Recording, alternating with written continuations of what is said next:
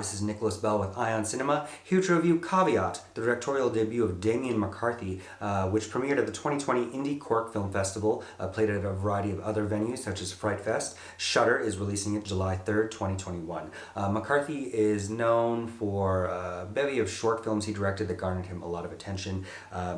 This film was shot on location in Cork, and it's got a mood and a vibe and some excellent cinematography from Kieran Fitzgerald. However, once we get past the first thrust of the 15 minutes, it kind of drops the ball as it starts to explain itself, or rather not explain itself very effectively in what kind of is a muddled narrative that makes mincemeat out of something that's really kind of simple, but tries to keep us guessing on what everyone's doing in this scenario and if there are or aren't supernatural elements that we're supposed to be paying attention to.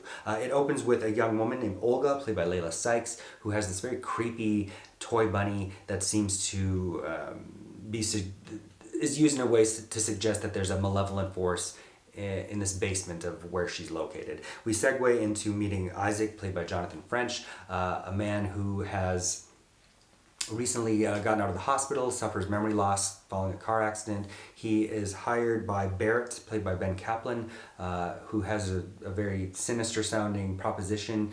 Go watch over my psychologically unsound niece for 5 days for $200 a day, because I can't stand her, basically.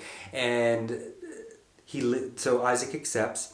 He leads him to this isolated manor, which is a cottage more likely, on an island, which Isaac was unaware of and takes a pause because he can't swim. Barrett explains that's fine, there's a boat, you'll be okay. But the caveat of the title is once they get into the cottage, which is in ill repair a la Grey Gardens, he says, I have to lock you into this harness that's chained in the basement because it will stop you from not only going outside but getting into Olga's room because she's afraid of being violated. And as we come to learn more of the extreme dysfunction of her familial history is also used to straitjacket Isaac, who after very little banter agrees to this caveat. So things progress beyond this weirdness as you'd expect. There are bits of weirdness. Isaac thinks he's seeing things. There's some interactions with Olga, who, when she's not in a catatonic state, seems to be rather lucid and reveals very strange stories about her family history. And as we come to find, there's a great secret, a revelation of Isaac's previous history with this particular family.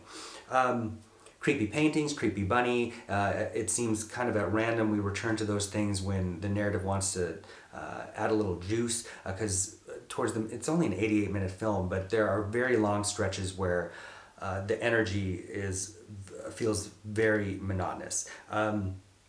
Although Jonathan French, who's making his debut as Isaac, gives a decent performance, which is some physical demands. Overall, the lack of character development for all of them, as well as the juxtaposition of the three people we do see, is kind of jarring. Ends up really causing one to question the film more than be transported by it. There is a certain vibe, but it never becomes cohesive, such as if there's a body in the basement that looks like something it's wearing a fright wig that looks like out of a early 2000s J-horror film, for instance. And a lack of really what this family was doing on this island also takes away from it. Considering this is these are narrative parameters that are really very familiar. Like recently, Romola Garai used something along the lines of a traumatized stranger being invited to live in a house to care for an old woman, only to find, of course, there are significant secrets going on there as well. And initially, I think I like the setting of the island as well, because it almost has this Ingmar Bergman, Faroe Islands kind of vibe, but again, it just really drops the ball quickly on that.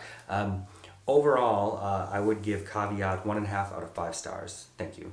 Hey, this is Eric from IONCINEMA.com. If you want to support us, subscribe below. For more reviews, interviews, film festival coverage from Sundance, Cannes, Toronto, you want to check out these guys on this side.